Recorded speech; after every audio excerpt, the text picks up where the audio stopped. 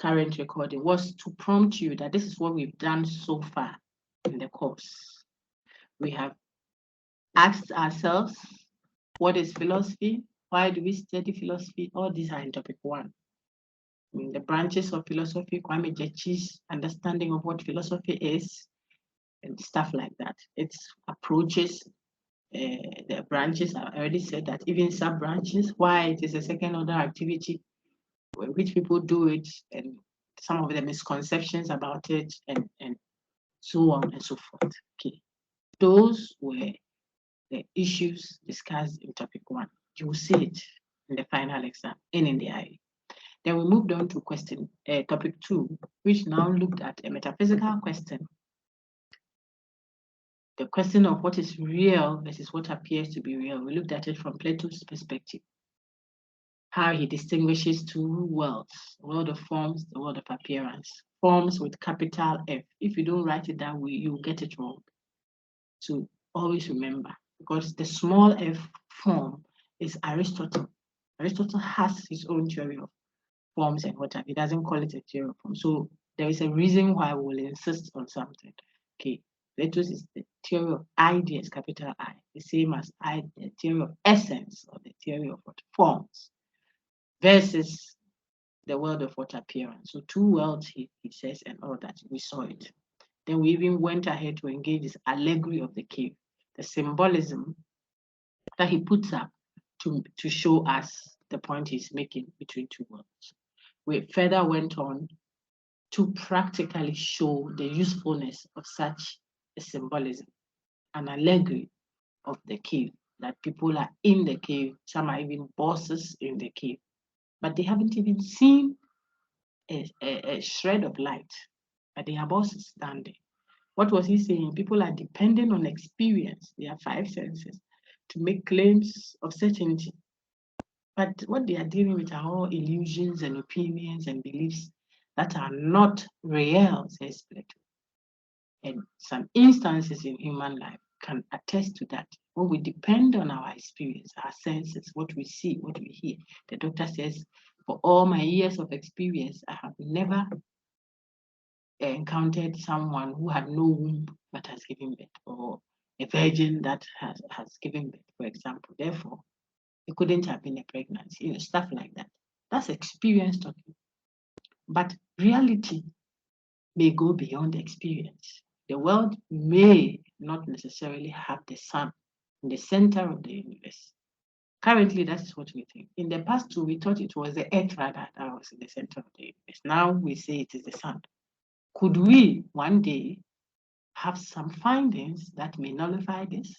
So the point is, what we gather through experience may not necessarily be true. That is even for us, if we are not philosophizing. Plato tells us and admonishes that be careful when you are using what your senses tell you, seeing, hearing, touching, tasting, smelling, to establish a supposed point of view. It may not be real. That's a practical application. Okay, so you can go to the law court, you can take it to medicine, you can take it to wherever. I'm talking about the context to make that point clearer to you. Then from Plato, we move to Ortega, still on metaphysics, the question of what is there, what exists, what is real. That's metaphysical question. Okay. For Ortega, he looked at the theory of human nature. Who is man? What constitutes man? His paper says man has no nature. And by nature, he meant what? A fixed, unchanging reality. He says, no, there isn't anything like that when we come to man, human beings, because man has both a natural part and an extra natural part, or an anti-natural part, for which reason he's able to make or unmake himself. Therefore, you cannot put man in a box like you would do with what? A stone. A man is able, man here in the generic sense, a man is able to change something about his being. Man is able to make choices which redefines him or her. Okay, if so, then you cannot hold a man constant and say this is what defines his essence. That's the point of the whole discussion. Okay, You cannot say that this is what defines the person. Finito. Now, what about man's nature allows for that? It's simply the fact that human beings have choice, free will, the freedom to choose is there. So man can choose to be different than what he or she has been made to be. The stone cannot. And we went on to see all the arguments he puts across and says, therefore, the complaining must stop. If you have complaints, there's a practical application about something that has happened in the past. Well, hello, the past cannot change. It's the future that you are able to make a contribution to. Even though we admit, and he does, he admits that the past can restrict your options. There will always be options open to you, which you must make use of, okay, in order not to lose out. Now, so that should be enough for our second discussion on metaphysics. Let me know if you have any questions on these two so far.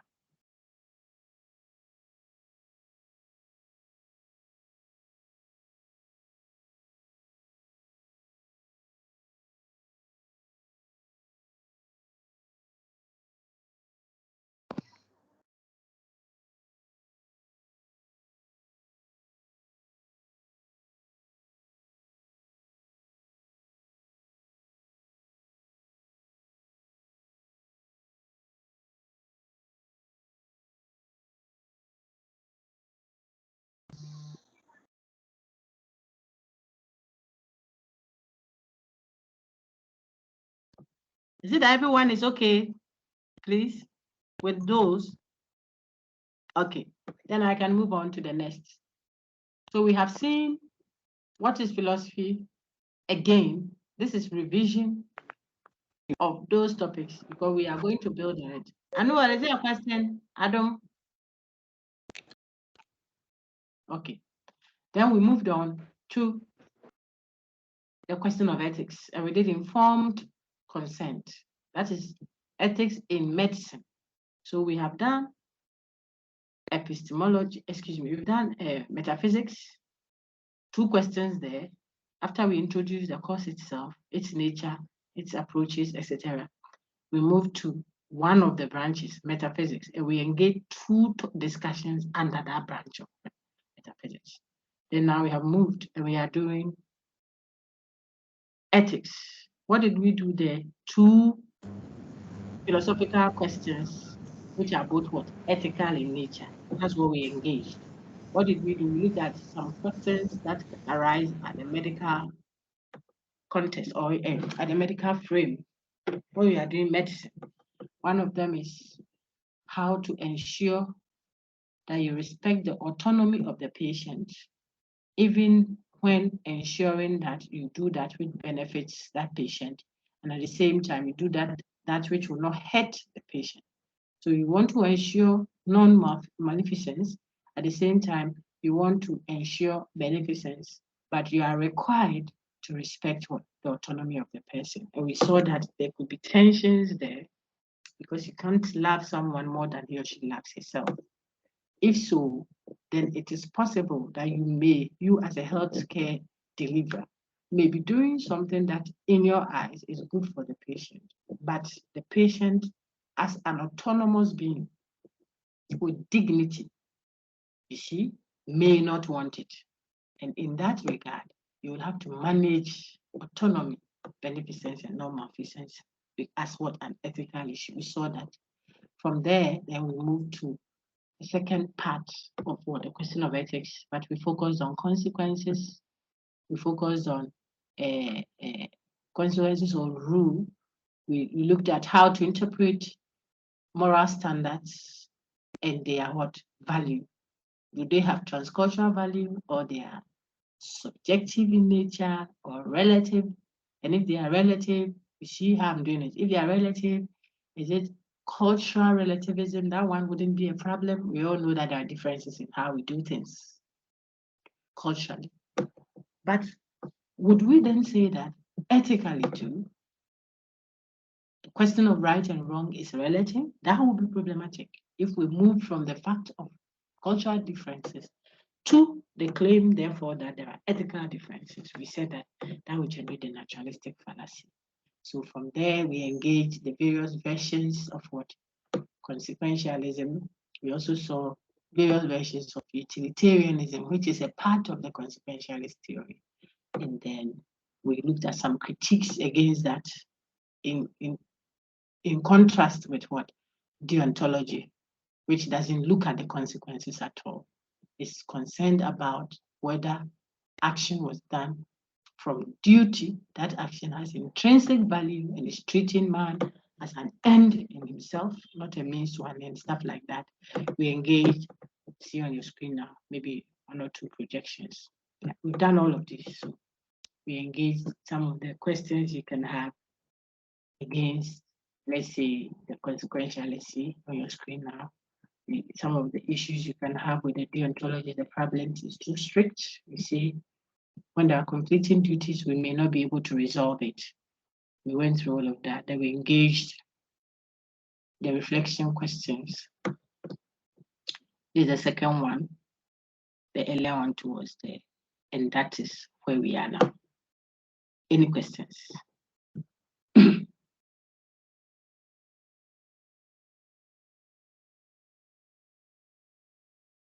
Any questions, please? Okay, if there are no questions, then I'll have one of you read the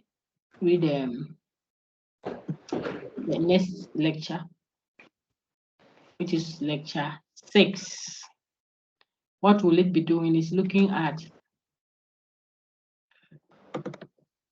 an epistemological question. We are moving now from metaphysics to ethics. We are moving to the third branch of philosophy, which is epistemology. What is epistemology? That branch of philosophy described as epistemology. What does it do? You may put up your hand if you have an answer. Why is the class quiet like that?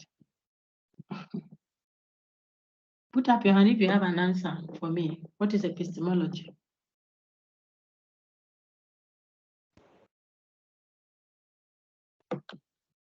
Nobody? Go ahead, Adam. Madam, epistemology is the study or the theory of nature and grounds of knowledge, especially with reference to its limits and validity.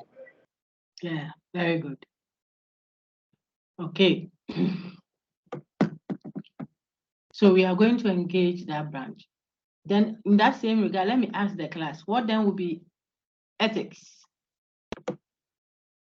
Because you see, I didn't touch specifically on the legal, it's not necessarily ethical, the religious is not necessarily, the examples that showed all those are the entails.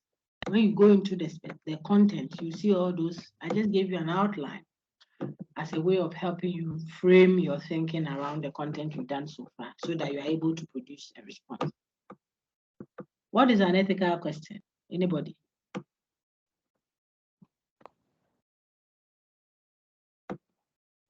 Or what is the frame of philosophy called ethics? The branch of philosophy called ethics is what?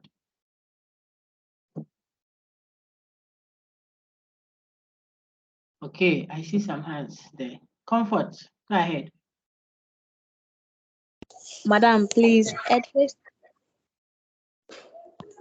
Hello, Madam, please, ethics are the moral principles that governs a person's behavior. Very good. So it's a branch of philosophy that asks questions. You see, look at what I'm saying. It's a branch of philosophy that asks questions about what? The criteria, the principles of what? Right and wrong human behavior. So just like I said earlier, in medicine, we have the one that takes care of women and their genetic stuff, the delivery, stuff like that, gynecologists. We have the one that takes care of the eyes. We have those that take the ENT folks. He might be a physician, but all he does is what? Clinicals. So there are different ways of thinking of a person as a doctor, okay, because of the different subdivisions of medicine. The same way, when you do philosophy, you can have metaphysics, epistemology, ethics. And so the ethical questions will be looking for the criteria for judging right from wrong action. That's what I wanted you to. What about metaphysics? The question of reality, the question of what exists, what is there. So if I say, is there life after death? That's a metaphysical question. See, does God exist? That's a metaphysical question. Is man free? You are asking whether there is freedom.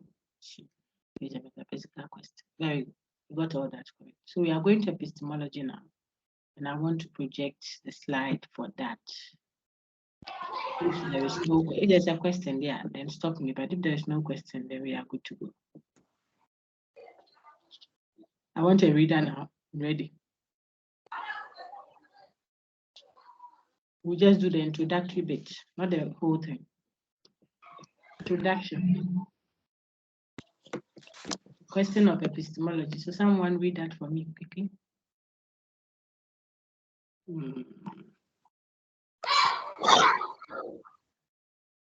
Abente. Okay, Sarah Dodu. Hey, I see 5 hands now. Okay, Sarah, go ahead. I've seen you, Tony. I've seen Comfort. I've seen Stephanie. Let's take Sarah. Sarah, go ahead. The questions of epistemology. What is knowledge? Traditionally, justify, true belief. Epistemologically, when you make the statement, I know the lecture, it means you believe it. It is true. There is a lecture. You can justify your true belief. That is support with evidence. Very good. Please, I want to hear from you or what you make of that.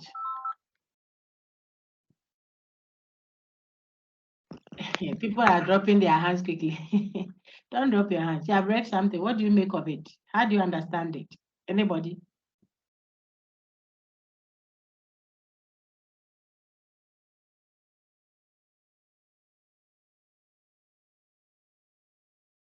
Stephanie, please go ahead.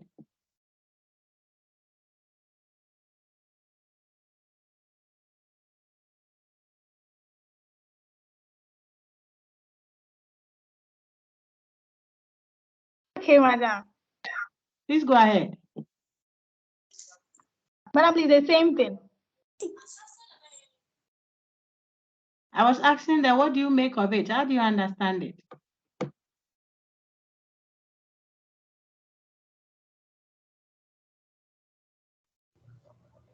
Okay, madam, with the example, I know the lecturer. When you say that, it means you believe what you are saying and you have evidence to support what you are saying. That's with epistemology. You have evidence and you believe what you are saying. So if you don't have evidence, you wouldn't have said you know the lecturer. Madam, please, that's what I understand by it. Very good. It's good. Someone else? Madam, please, can you come again with the question? I'm asking that the lady read what is on the screen that you see now. I was just trying to get to your mind. What do you make of it? How do you understand what you have seen? If I ask you what is knowledge in philosophy, as a philosophical question, what is knowledge? What will you say? From what we have just read. I don't want to be just telling you things. I want to see how you understood it. It helps when I hear from you before. So that's all I'm asking. Anybody? Okay, John Boydie. Hello, madam. Yes, sir. Please, can you hear me? Yes, I can. I can hear you clearly. Please, from what you are saying, from the example that you give us, that is whatever you say are you sure of whatever you are saying? Can you identify what you are saying? So when you say someone is the knowledge, is it true that knowledge you are talking about, can you identify it? Is it acceptable to everybody? So I think that's the concept of what you are trying to say to us. Okay, very good. Also a good attempt. I still want to hear more. Let me hear Tony, your hand is up. Tony Tulasi, go ahead. Very good.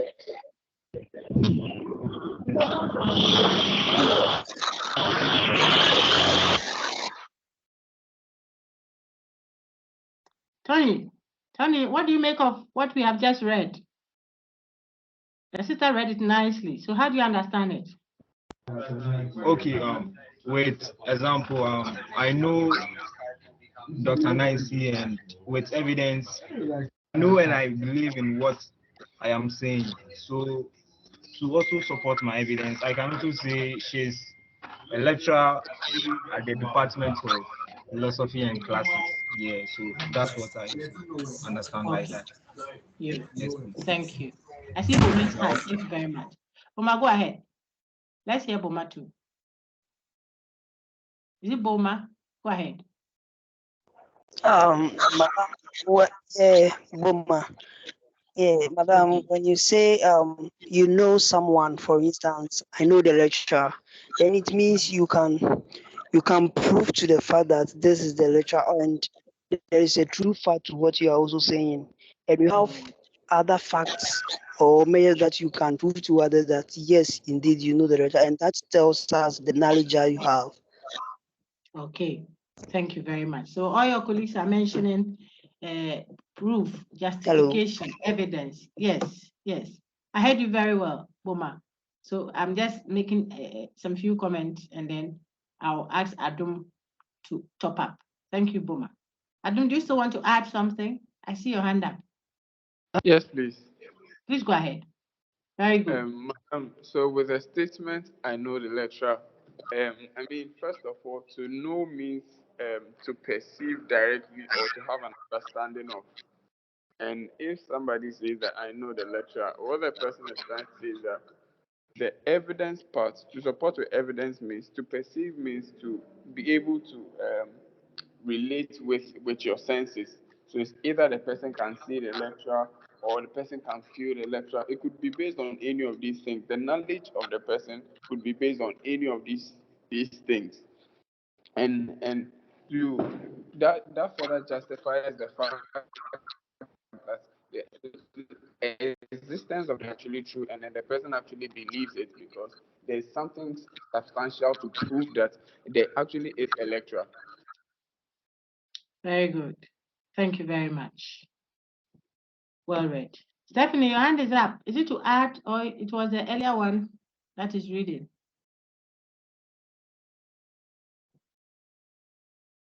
All right. So then this is the point. Like your friends have all done. I think it's good. I'm hearing them. I've not said anything. Your friend just read it, but they have made their own point around that, and that is a good sign. When we say knowledge in traditional philosophy, when we say I know, as soon as you say I know, there are certain conditions that should have been met, philosophically speaking, before it will qualify as knowledge. That's what your friend said. First, you must believe what you are saying. What you are saying must be true. And you must have grounds, evidence, justification for what you claim. If you have these three, traditionally speaking, okay, then you can say that you have knowledge. So when we say what is knowledge, we are saying that if I say knowledge in philosophy, I'm saying that I believe that thing. It is true. And I can justify it, or I can give reasons to support what I'm saying. That is what it means to say you know, philosophically. Okay. That has been contested. Some people have argued against it when you advance. But the traditional view is that one. Some have said that I don't necessarily, the thing doesn't have to be true because we can't establish truth objectively and so on and so forth. And that's a debate for another day. The traditional view says knowledge is what? Justified true belief. Belief that is true and is justified. That is what knowledge is. Now, so if I say, for example, I know, like one of you said, I know the lecture, or I know Dr. Miles. If I said that, this claim I know Dr. Miles that I've made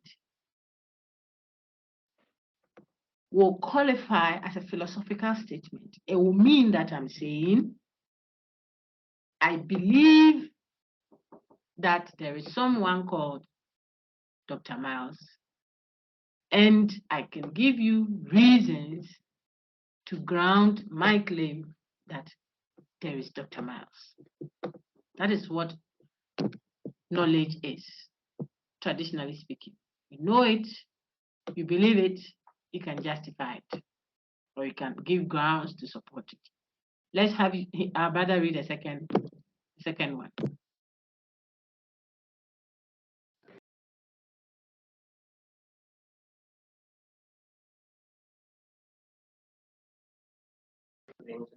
Tony, continue.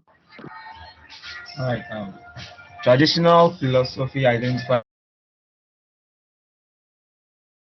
A. Senses, into brackets, seeing, hearing, touching, tasting, and smelling, collectively referred to as experience, into brackets, empirical source.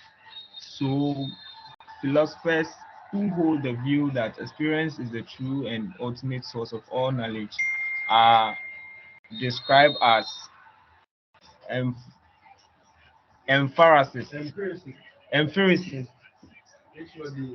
They include John Locke, David. Oh, madam, please, this one is blocking, so I can't see it very well.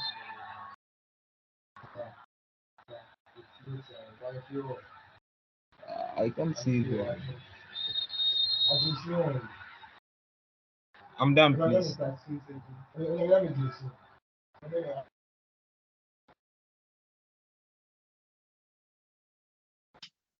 Don't worry, when another person comes. Okay, that's it. All right, thank you, Tony. I had to respond to your TA's query. Someone was prompting me for your class, so it was important to you. So now, the second question is what Tony has read for us, I think. It is not just dealing with what? The question of what knowledge is, but it is dealing with how we come to know. See how I'm teaching this thing? It's epistemology. It can be very technical if I wanted it to. So I'm hoping that as we take it one like that, it reduces the stress. It makes it a little bit more accessible to you. Okay. The first one we engaged was, look at the question of epistemology. The first question of epistemology is, what is knowledge in Ankasa? What is knowledge? What does it mean to know? Like we asked when we did metaphysics, what is reality? See, when we did ethics, we said, what is the good? How do we determine good and bad, the meaning of good, right, wrong, etc.? So the first question of epistemology, very basic, is, okay, what is knowledge itself? Remember, epistemology means the study of knowledge. Logy means study, L-O-G-Y, study. Then episteme means knowledge. So the study of knowledge. That field is called the study of knowledge, epistemology. We are asking, what is knowledge? As the first question, which we have given a traditional response to. The second one is, how do we know? It's one of the central questions of what? Epistemology, not the central, one of them. Okay, we are going to the central one is down there. So what is knowledge? an epistemological concern. How do we know? Very important. Your friend just read how we come to know. There are traditionally two main sources of knowledge. We source knowledge from either the senses or the mind, which is not the brain. I told your colleagues earlier. The mind is not the brain. Brain is the physical jelly-like substance in your head, which I can cut your head into two and pull out and do a transplant or reshape it and stuff like that. So the brain is physical. It's still a physical substance. Mind, for the philosopher, the thinker, is non-physical. So some relate that to what? The soul. Some call it intellect. Some call it spirit. Some call it reason. These are all usable interchangeably. Okay, if you don't want confusion, you just say reason. Then it saves you of having to remember that, hey, I'm not talking about brain, no, we are talking mind, non-physical us. Okay, so there are two sources of knowledge. You see how we say, no one teaches the child who God is. So it means you didn't observe, you didn't hear, you didn't touch, taste, smell, you just know. We'll get to, when you do rationalism, maybe sometime later in your studies, you may get to that and see the truth that we just know. The whole society may tell you that it's okay to kill. I mean, if you killed him, you didn't do it intentionally, but within your heart of hearts, you know that it is wrong. Says Plato, someone like Plato. It's a rationalist. There are certain truths that are already imprinted in our minds. See what I said? Not in our brain. The brain is physical. The reflexes. When I touch hot fire, then my fingers will pass, the signals through my nerves to the brain, then the brain will interpret it. These are physical. That's not what Plato is talking about. He's talking about innate ideas that are already imprinted in the mind, in the non-physical you, before you even took on the form. And if you're a religious person, at least Christian, you know that God tells the guy, Jeremiah, that before you were a blood clot in your mother's womb, I knew you before. Before mommy and daddy got busy and you became a blood clot in mommy's womb, I knew you. So I knew you in what form? What was I? Okay, the Lamb of God that was slain before the foundations of the earth. He was slain before he was even born by Mary. The point I'm showing you is that don't be in a hurry to dismiss some of these things because they are foundational. Some are very foundational to your faith, which you will not joke with. Okay, so before you quickly say, what are these people saying? Slow down. There is a certain knowledge. I'm using that to show you mind and to distinguish it from what? The senses. Mind is what? Non-physical part. Whilst the senses deal with what? The physical. Your seeing of it, your hearing of it, touching, tasting, smelling. Remember Plato's distinction between two worlds. The world of the physical, the world of the intellectual, or the intellect. That's the world of appearance, this is the world of form. So we are showing you that there are two traditional sources. Source means where we get it from, how we get it, where we get it from. You see that? Not what we know, because that may be metaphysical, but how we know, the channel, the path, the source. So there is the source, then the pathway, then what? What knowledge itself is. There are two sources. The ones that believe that we source knowledge from experience, be careful not to confuse experience. I mean, not to think of experience as the way we use it in everyday life. Experience is the best teacher. No, not literally that. Experience here is technical. What you got to know through your five senses. Information that was acquired through your hearing, your touching, your tasting, your smelling, etc. That's experience. On your screen, you see that. And there are philosophers who are associated with such belief in what? The senses as the ultimate source of all knowledge. Those people are called empiricists. You see, from the word empirical, which only references what? Experience. And experience just means your senses. Okay, as the source of knowledge. So how did we know that God exists? If you ask these fine gentlemen down here, whom we call empiricist thinkers like John Locke, like David Hume, like Bishop Berkeley, these are 3 British empiricists. If you ask any of them, they will say, we know via the senses. There is nothing in the mind that was not put there by the senses. That is the empiricist view captured in what? A crude manner, very simple manner. I'm not going into the intricacies of it, okay? But simply put, there is nothing that you know that didn't come through these channels of what? Knowledge. These channels collectively called what? Senses. Remember the names I've mentioned. Remember what we mean by experience, empirical source, empiricists.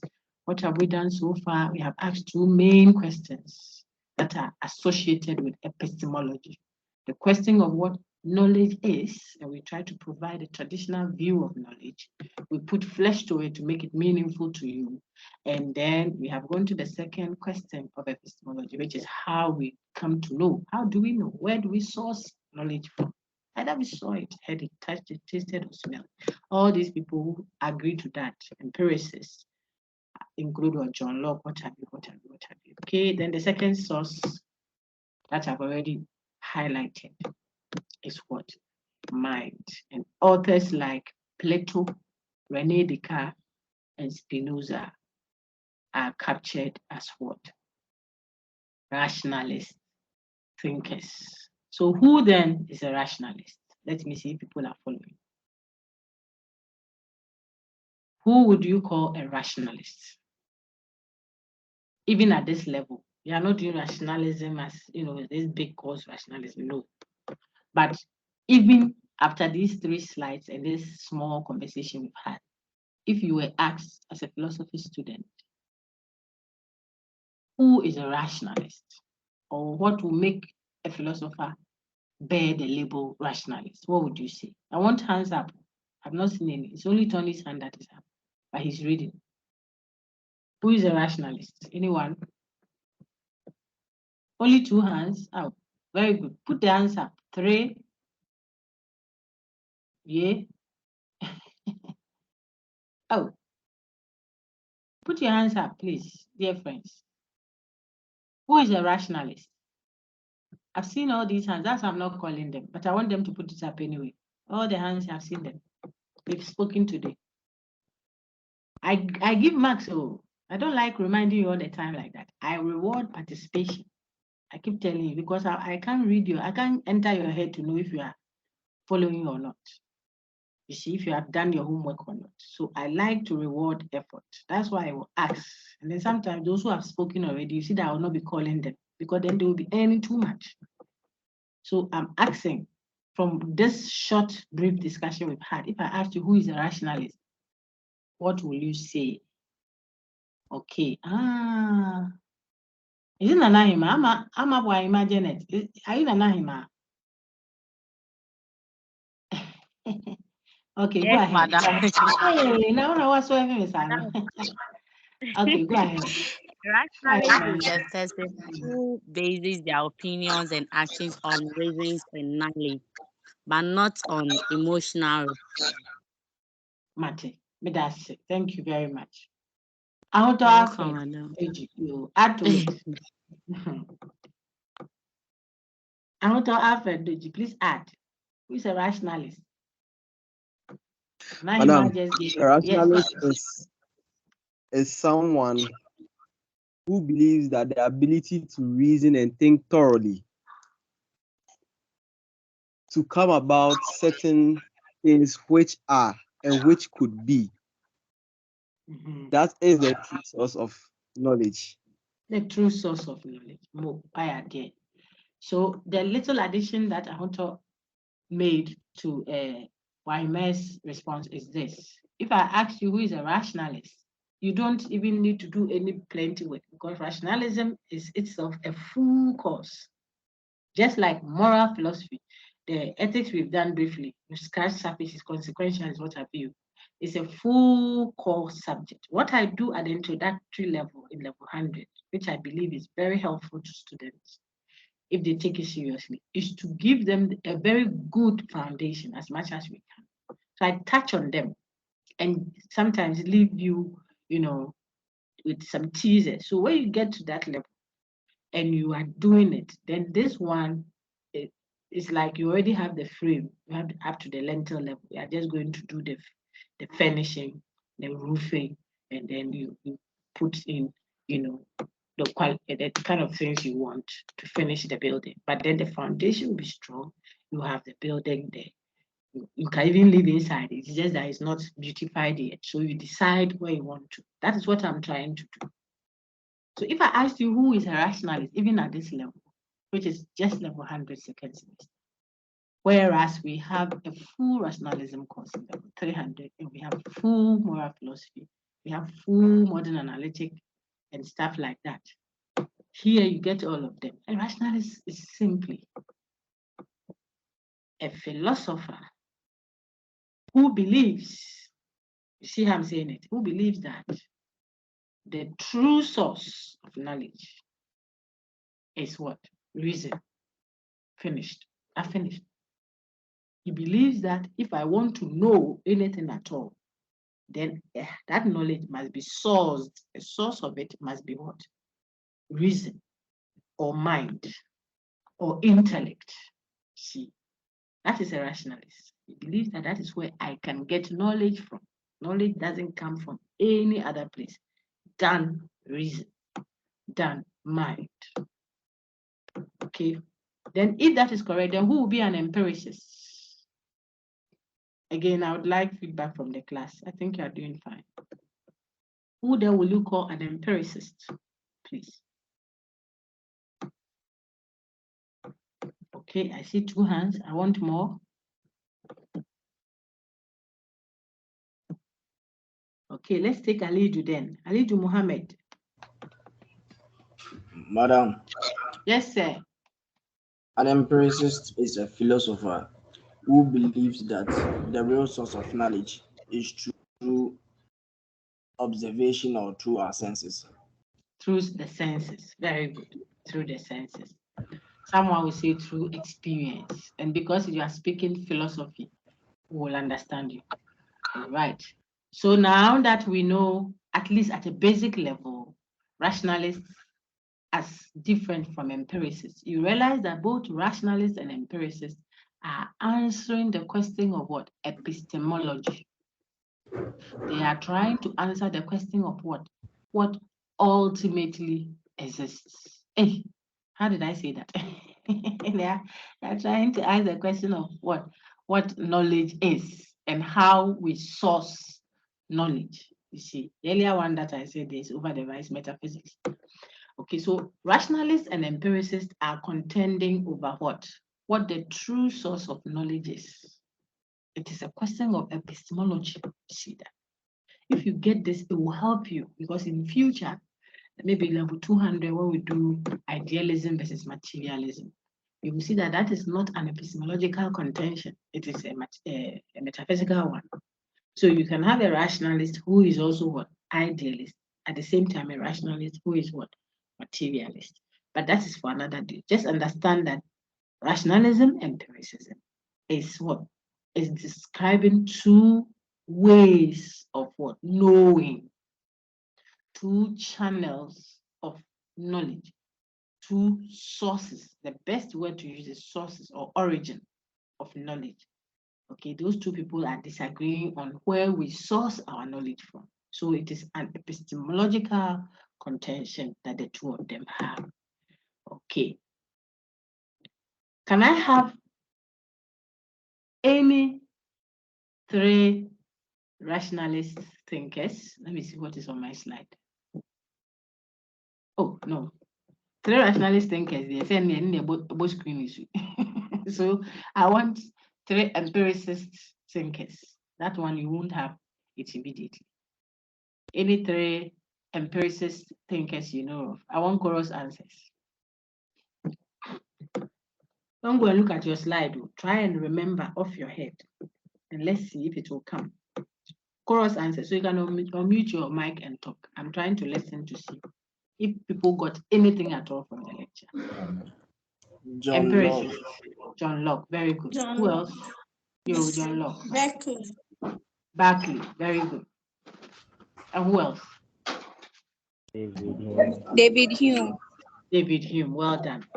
This thing that you are repeating in class, I know you are doing. You are repeating in class like this. You will see that it will enter your head. If I were in person, I would tell you to take sheets of paper, but you know how to do it. Then you'll be writing and earning math whilst you listen. So on your own to do that, you will be amazed when you are called to talk empiricism. The name David Hume will come by itself. You won't struggle to remember because you learned it, you said it, you wrote it down, you thought about it. And so it is easier. You don't need to go and do another revision, finishing beer to remember what we have done on epistemology so far. And I'm confident with that. How about the rationalist? Anybody? I've changed my slide. Anybody?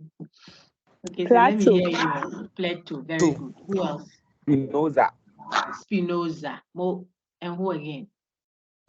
Rene Descartes. That name, nobody wants to mention it. Why are you swearing? People say Descartes. He's a Frenchman. Okay. So you say it like you wanted to say today, day. Then car, as in a car that you are riding. So Descartes without the last words. But sometimes, absent-mindedly, you hear all of us say Descartes. The last T there we added. So it's Descartes. He's a French guy, Rene Descartes. And I'm emphasizing his name because we are going to engage his paper as one of our epistemological deliberations on the question of certainty. Okay. So give me the names again, the rationalist thinkers. I know you are saying it, but you say it. Now Spinoza. Spinoza. And who again? Plato. Plato is actually pronounced ple. You say it as if you are saying Plato. P-L-A. So Plato, Spinoza, Rene Descartes. Well done. Now you see then that when we start engaging the substantive part of our epistemological question of certainty, the focus will be on Rene Descartes' Meditations 1 and 2. His paper, his book that is called, or paper that is called Meditations, titled Meditations. And I told your friends that when you hear meditations, don't think that we are talking about chanting. We are talking about reflection, thinking. It's a King James kind of language, if you like. So meditation, reflection. He's a rationalist, so he's going to reflect, think through, and then based on that, draw certain conclusions about what we can know for certainty. You see the method he adopts and how he doubts systematically until he arrives at that which he can know for certain. The papers are 6. It's meditations 1, 2, 3, up to 6. But we are not doing rationalism, so we will not do all of it. We'll just do meditations 1 and 2. And I would ask you to go and read that paper. You can Google Descartes' Meditations 1 and 2. It's just a narrative. It's there. Then you read the whole story of it. And I will walk you through the philosophy of it and what he's trying to do and how he intends to do it and what his findings are and how useful that method of inquiry is for you and I as thinkers. Okay. So that you see that the second part of those slides are dealing with that. But I won't add all today. That will not be too much to bear. Boss, now to the third question of epistemology. What was the first question of epistemology? Let me see if people got it before we move on. It's lunchtime, so it's not easy to learn in the afternoon, but we will learn. Kakra. So what was the first question of epistemology that we looked at? Anybody? What is knowledge? Well done. What is knowledge? John Boyd, what was the second one, please?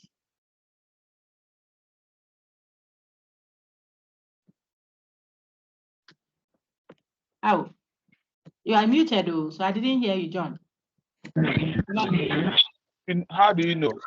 How do we know? Very good. I think we'll share your slides rather because you have done more substance than the earlier one. The earlier group, I think we focused more on the previous slides because we didn't have an in-person as scheduled the previous week, though I shared all the links. So this one will have more that they will benefit from. So we'll share your link, okay? What is knowledge? That was the first question. How do we know? Very good. Then the third one we are going to look at is on your screen now. But what answer would you give to your colleague who couldn't make it, for example? And then he says, but so what is knowledge? What would you tell that colleague? Philosophically, what is the traditional view of knowledge? Anybody?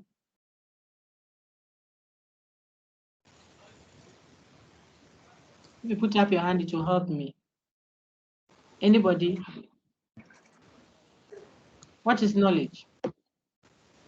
If someone says, okay, Thomas or Ben, go ahead. Based on the discussion, I can say that knowledge is anything that is true and we can justify it and also we believe in it. Very good. So first and foremost, rather, you should believe it. It should be true, then you can justify. Well done. Well done. Now, if your colleague also asked class that how do we know traditionally, if in the frame of epistemology, how is this question answered? What is the question? How do we know? What will be your response to that person to help him or her catch up? Please put up your hand.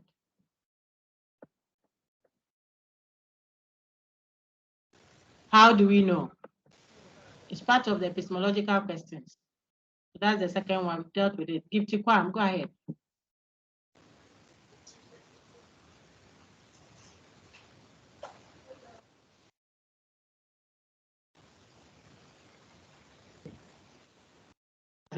Gifty, I'm listening, please. You are muted. Go ahead, Gifty Kwam. True sense, and mind.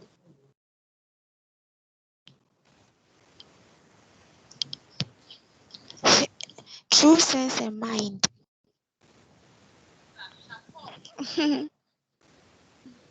Okay. So if you told your friend true senses and mind, you've done well, but your friend will not know plenty. Because you're a wicked papa. Is this all you are saying? You see how some people No, I don't know what person. So Gifty, so help your friend understand it. Or my client should help us, okay? Okay, so Gifty says, I'll tell her that the sources of knowledge, at least philosophically speaking, are two. They are through the senses and through mind. Michaeline, add to it and I put your hand down. How would you explain that to her? Okay, more hand, just shorter. More Costa. Go ahead. You know it through the senses. That's what you've seen and what you've heard, the things you touched. That's how you know. Hey.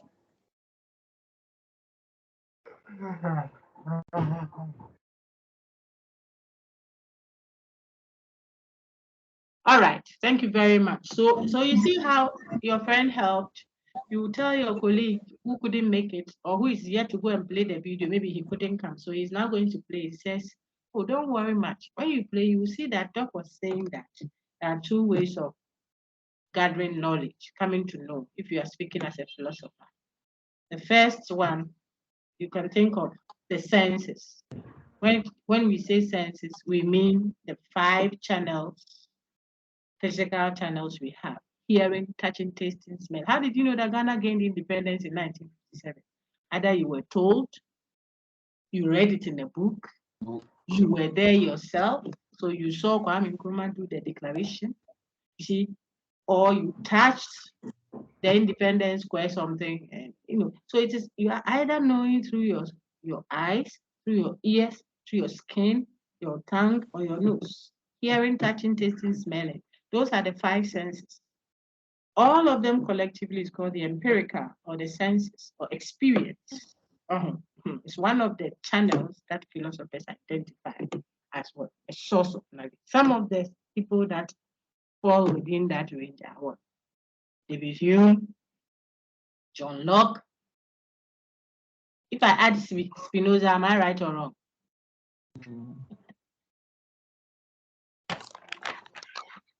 If I added Spinoza to that group, will I be right or wrong?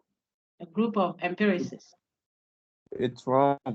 It's wrong. So it is possible that you could Wrong. find an exam question that says all of the following are empiricists, except you don't say that, Doc, the question she's asking empiricism and rationalism and things, we don't even know. We have done it. One of the following is not an empiricist. Then maybe I put the Plato. Look at my question. One of the following is not empiricist. A, Plato. B, Spinoza. C, Rene Descartes. E, none of the above. E, all of the above. What would you take?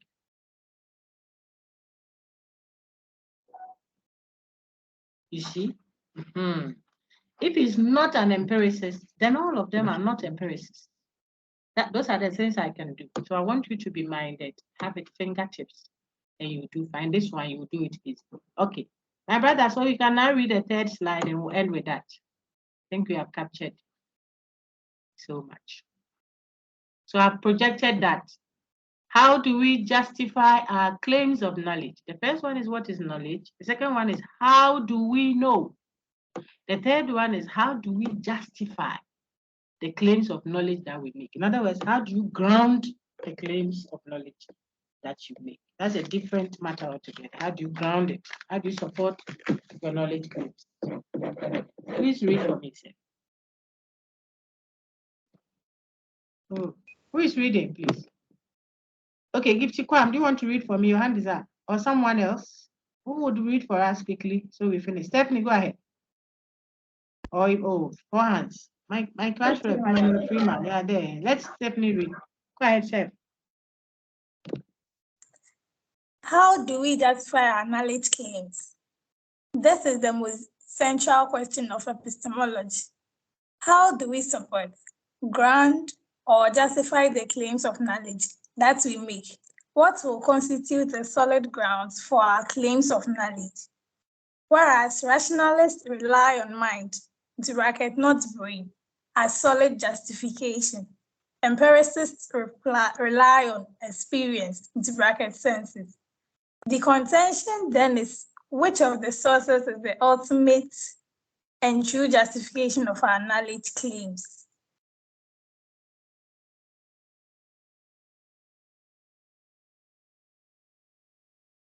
Very good. So that is the challenge. The challenge is how we will support the claims that we make.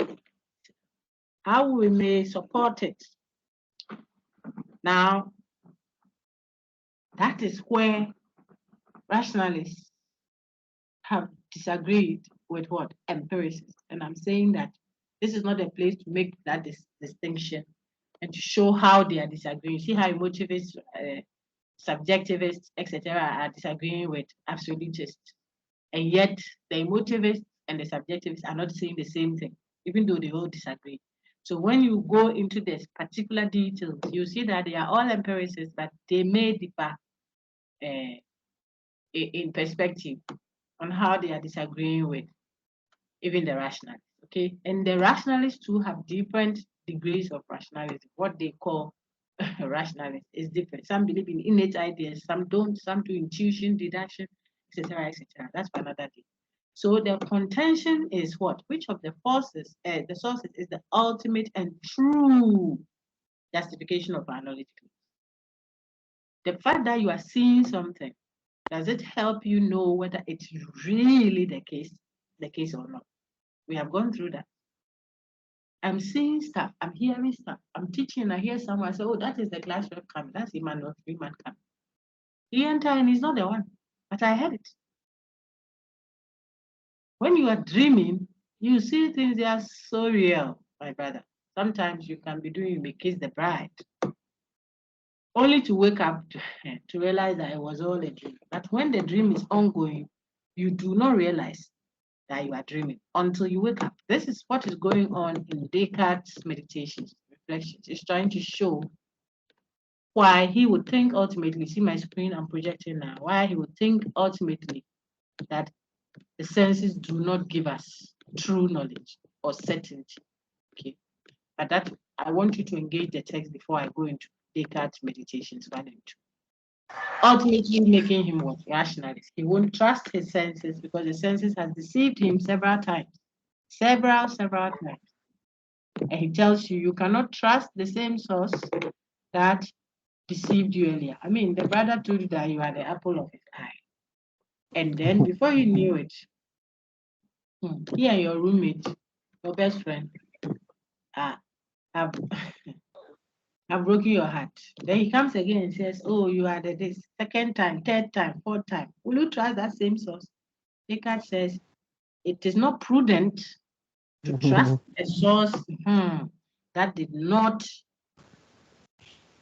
honor its promise. That is why, for him, you cannot trust the senses as what? The source of what? Certainty. If it is opinion, remember Plato. If it is opinion, if it's beliefs, illusions, we'll work with it. But for certainty, he says no. The senses cannot give us that. Now, I just gave you a teaser of that text. So, which source then would you trust? That is if you accept his argument at all. Okay. So on the screen, for us, rationalists rely on mind as a solid justification. Empiricists rely on experience. The contention then is which of the sources is the ultimate and true justification of our knowledge claims. And that is the most central question. What is that? How we justify our claims of knowledge. Any person. I won't go into Descartes. It will be too much for the day. Any questions, please?